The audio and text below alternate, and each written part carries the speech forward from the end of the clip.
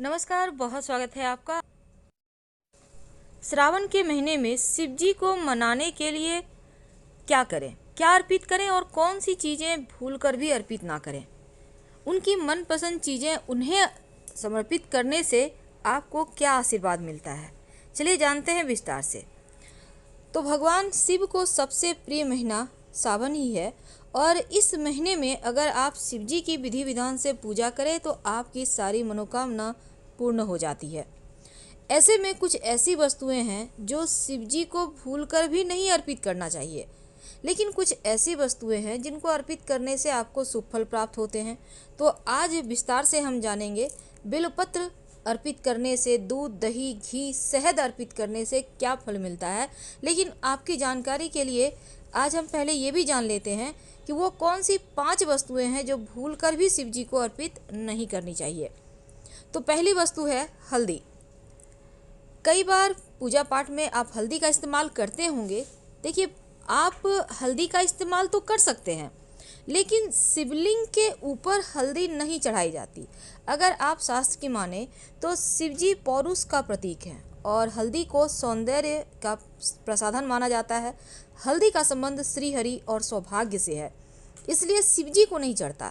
लेकिन अगर आप नीचे जो माँ पार्वती का हस्त कमल है, जिसको हम जहाँ पे का एरिया को कहते हैं जलहरी, यहाँ पर आप अर्पित कर दें तो उत्तम है। पर भगवान शंकर को हल्दी अर्पित करेंगे तो आपका चंद्रमा कमजोर हो जाएगा। दूसरी वस्तु है कुमकुम या सिंदूर, जिसको हम कहते हैं। तो सिंदूर भगवान शिव को अर्पित नहीं करना चाहिए। शिव पुराण में ऐसा करने की मनाही है, क्योंकि शिव पुराण में महादेव को विनाशक बताया गया है और इस वजह से सिंदूर या कुमकुम से भगवान की पूजा, शिव की पूजा नहीं की जाती। तीसरी वस्तु है तुलसी का पत्ता। तुलसी के पत्ते के बिना तो हनुमान जी, श्री हरि विष्णु, कृष्ण भगवान यानी विष्णु जी के स्वरूपों को भोग लगाया जाता है, उनके बिना उनकी पूजा अधूरी है। लेकिन भगवान शिव की पूजा में तुलसी का पत्ता वर्जित है। पौराणिक कथा के अनुसार भगवान शिव ने तुलसी के पति असुर जालंधर का वध किया था, जिससे क्रोधित होकर तुलसी ने भगवान शिव को अपने दैवीय गुणों वाले पत्तों से वंचित कर दिया था, इसलिए उन्हें अर्पित नहीं किया जाता। चौथी वस्तु है केतकी का पुष्प और लाल रंग का पुष्प। शिव जी को लाल रंग का पुष्प अर्पित नहीं किया जाता, लेकिन आप विशेष परिस्थिति में शिव जी को अगर लाल गुड़हल का पुष्प अर्पित करें तो शत्रु विरोधी शांत रहते हैं, वो चाहकर भी आपका कुछ बिगाड़ नहीं सकते। तो महादेव की पूजा में लाल पुष्प आप नहीं अर्पित करेंगे बाकी के, लेकिन केतकी का पुष्प, चूँकि केतकी ने झूठी गवाही दी थी, इसलिए शिव जी को केतकी का पुष्प अर्पित नहीं किया जाता। और अंतिम है नारियल का पानी और शंख। चूँकि नारियल को माँ लक्ष्मी का स्वरूप माना जाता है, इसलिए शिव जी का अभिषेक नारियल से बिल्कुल नहीं करना चाहिए। शिवलिंग पर चढ़ाई जाने वाली चीज़ों को ग्रहण भी नहीं किया जाता, लेकिन आप स्वयंभू शिवलिंग और जो पारद शिवलिंग है, इन पर अर्पित किया हुआ आप हर वस्तु को ग्रहण कर सकते हैं। ये अपने आप में बहुत ज़्यादा महत्व रखता है। शंख से जल अर्पित नहीं करना चाहिए शिव जी को, और ना ही शिव जी की पूजा में शंख बजाई जाती है। इस बात का ध्यान रखिएगा। चलिए जानते हैं शिव जी को मनाने के लिए जो आप उनकी प्रिय वस्तु अर्पित करेंगे तो कौन सी वस्तु अर्पित करने से क्या फल मिलेगा, नहीं अर्पित करना चाहिए। आइए हम आपको विस्तार से बतलाते हैं। भगवान शिव की शिवलिंग के रूप में पूजा करने की विधान है और शिव जी तो भोले भाले हैं, बहुत जल्दी प्रसन्न भी होते हैं। 1 लोटा जल से आप मनचाहा वर उनसे प्राप्त कर सकते हैं और ये असर भी दिखाता है। सावन के सोमवार में कुछ नहीं भी है आपके पास तो 1 लोटा जल अर्पित कर दें, आपको कई गुना अधिक फल मिलते हैं।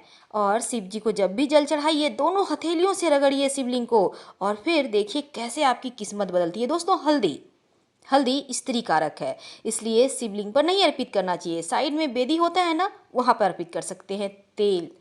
तेल शिवलिंग पर तांत्रिक क्रिया में अर्पित किया जाता है, इसलिए हम सलाह नहीं देंगे। हाँ, आप दिया जरूर जलाइए। चावल, अक्षत शिवलिंग पे जरूर अर्पित करें और ध्यान रखिएगा टूटा हुआ चावल ना हो। मनोकामनाएं पूर्ण होती है और चावल पके हुए यानी भात से अभिषेक करने से मांगलिक दोष से मुक्ति मिलती है और ये जीवन में तमाम परेशानियों को अंत करता है। पान अर्पित करने का मतलब है आपने सब कुछ अर्पित कर दिया। पान को सबसे अंत में अर्पित करना चाहिए। पान और सिंदूर, सिंदूर भी स्त्री कारक है और शिव जी तो ठहरे बैरागी, इसलिए शिवलिंग पर सिंदूर ना लगाएं, बल्कि बेदी जो है माँ पार्वती का स्वरूप है वहाँ पे लगाएं। नारियल, नारियल आप अर्पित तो कर सकते हैं, पर नारियल का पानी शिवलिंग पर अर्पित नहीं करना चाहिए। इस बात का हमेशा ध्यान रखिएगा और इस चीज़ से आप बचिएगा, क्योंकि नारियल बीज स्वरूप होता है। गुलाब के पुष्प शिव जी को बहुत प्रिय हैं। दोनों हाथों से प्रेम से गुलाब की पंखुड़ी, गुलाब के पुष्प उन्हें अर्पित करें और मनाएं। कमल का पुष्प एक भी अगर आपको मिल जाता है 108 पंखुड़ी वाला कमल, तो समझिए ये आपकी पूजा सार्थक हो गई। अगर नहीं है आपके पास, तब क्या करेंगे? दोनों हाथों को जोड़िए, मन में ध्यान कीजिए कि आपके हाथों में कमल का पुष्प है और शिवलिंग पर अर्पित कर दें। फिर देखिए चमत्कार कैसे होते हैं। बात करते हैं जवा कुसुम। इसे बहुत जगह गुड़हल का पुष्प भी कहते हैं और इस पुष्प को अर्पित करने से शिवलिंग पर शत्रु बाधा नाश होता है। कनेर का पुष्प जो पीले रंग का होता है, शिवलिंग पर अर्पित करने से जीवन की तमाम परेशानियों से आप मुक्त हो जाते हैं, सुरक्षित बने रहते हैं। शंख, शंख शिव जी की पूजा में नहीं बजाई जाती, बल्कि डमरू बजाइए, ये बहुत अच्छा रहेगा। और शिवलिंग की हमेशा आधी ही परिक्रमा कीजिएगा, इस बात का ध्यान रखिएगा। तुलसी, तुलसी नहीं अर्पित किए जाते शिव जी की पूजा में। हाँ, आप मंजरी अर्पित कर सकते हैं, पर तुलसी भूल कर भी नहीं। ये जो हरसिंगार है ना, ये वास्तु दोष को दूर करता है और जीवन की परेशानियां भी दूर करता है। हरसिंगार अगर मिल जाता है तो दोनों हाथों से नहलाइए शिव जी को, फिर देखिए कैसे कृपा बरसती है आपके ऊपर। आंवला, ये शिव जी को विशेष रूप से प्रिय है। आप आंवले को जरूर अर्पित करें। आपके जीवन में धन की कभी कमी होगी ही नहीं, धन धान्य से आपके घर भरे रहेंगे।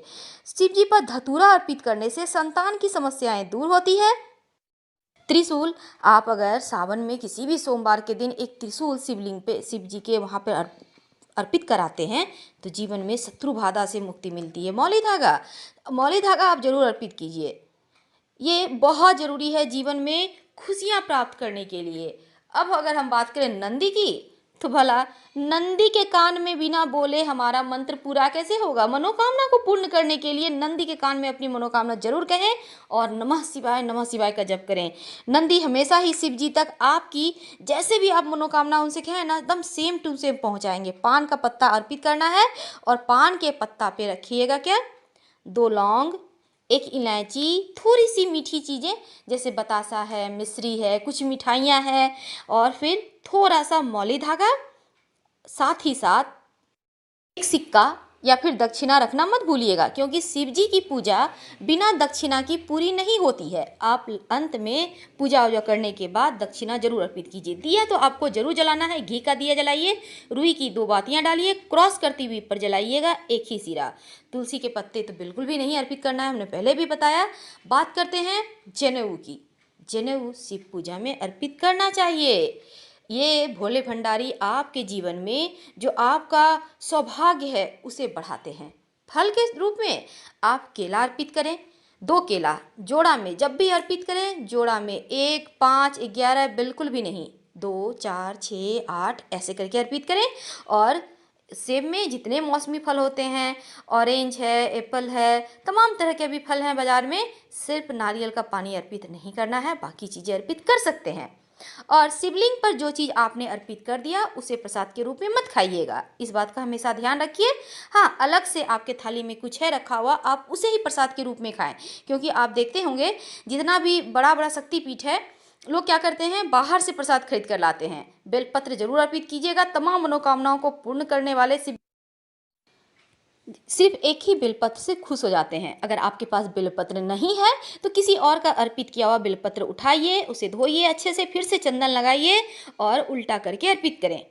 हम आपसे विदा लेते हैं। वीडियो पसंद आए तो लाइक कर सब्सक्राइब करना मत भूलिएगा। धन्यवाद। हर हर महादेव। फिर मिलेंगे।